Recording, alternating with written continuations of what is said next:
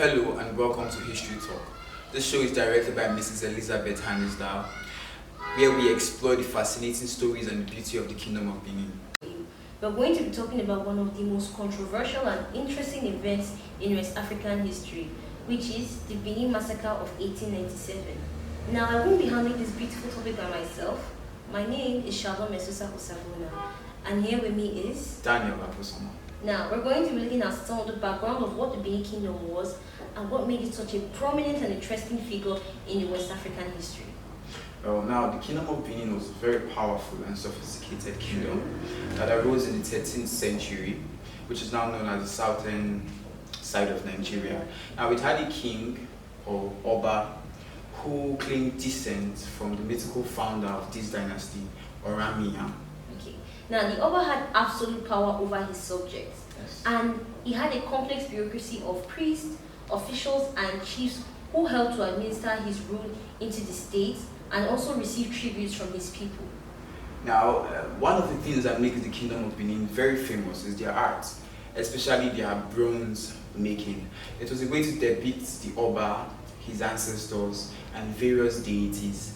Now, these bronze sculptures were made using a special ancient technique called lost wax casting. It was indeed a way to store history, and it is considered most of the finest arts in Africa.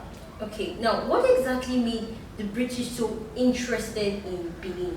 Well, the Britons were interested in the Kingdom of Benin for various reasons. One of which was the palm oil.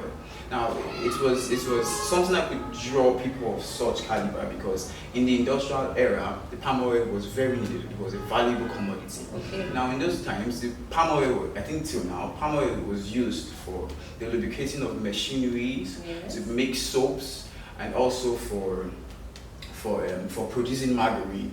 So this was one of the reasons they came. Now, the Kingdom of Benin had a large monopoly over this business, over trading this business at that time, and the Oba had access to the ports and markets in every region in Benin City.